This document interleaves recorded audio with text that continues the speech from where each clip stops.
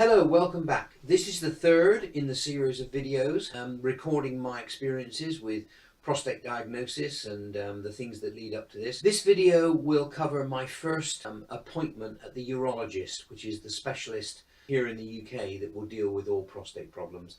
It's quite a short video because actually not much happened. If you recall, I was having nighttime urination problems and by chance had a prostate specific antigen test, a PSA test, which showed that I had an elevated level. That was sufficient in itself to get me referred to the urologist.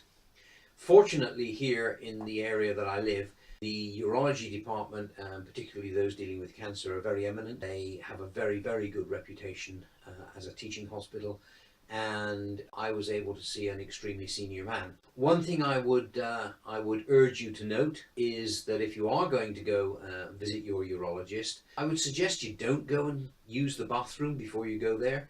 It may make you more comfortable, but the first thing they're going to ask you to do is to provide a urine sample. Just a little awkward if you're unable to provide that sample. The sample I gave showed that I had blood in my urine. This in itself is nothing to do with prostate difficulties, and it has shown up once before on a medical. However, it was enough to get me referred for another investigation kind of outside of this, and I'll make a video describing what happened there.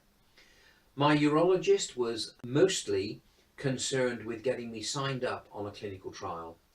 Here in the United Kingdom, there's quite a significant clinical trial underway evaluating the use of MRI scan as the first stage diagnosis, which is followed up by a much more targeted biopsy.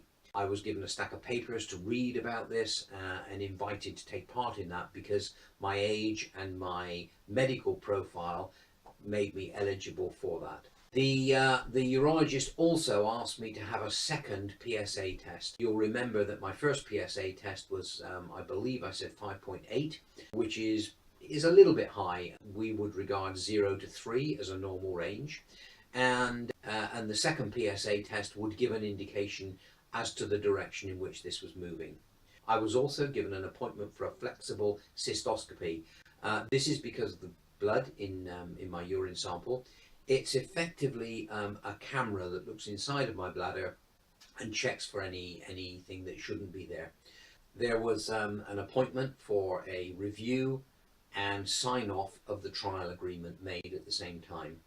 What I did notice was that here in the UK there were quite a lot of admin delays. This is mostly because it got quite complex, but if you are going to undertake this, I would urge you to make sure you know where all of your paperwork is. Following the appointment, I had my PSA test taken.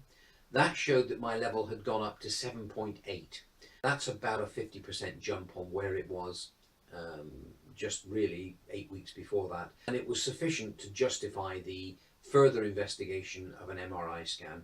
I signed off all the clinical trials papers, and I was fortunate to be assigned to the MRI scan route.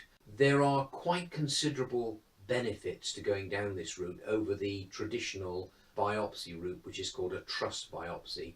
I'll explain those when we get to the biopsies later, but the MRI scanning route is very, very much simpler and much more patient friendly. If you do get an opportunity to be on such a clinical trial, I would urge you to take that opportunity if you can.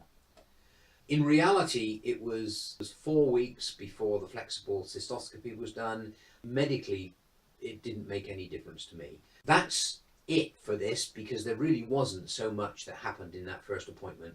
But remember, if you are suffering from prostate difficulties, believe you have symptoms which could be prostate difficulties, or have someone that you know and love who you believe has difficulties with prostate issues, please encourage them to see a medical practitioner. That's the only way that you can start getting into the system, and it's the only way things will get diagnosed and treated. And of course, Prostate Focus, this website, these videos do not offer medical advice at all. This is just documenting my experiences to encourage more and more people to get checked out. That's it for this video. Next video will deal with my experiences of the flexible cystoscopy, and I hope to see you then. Thank you. Bye.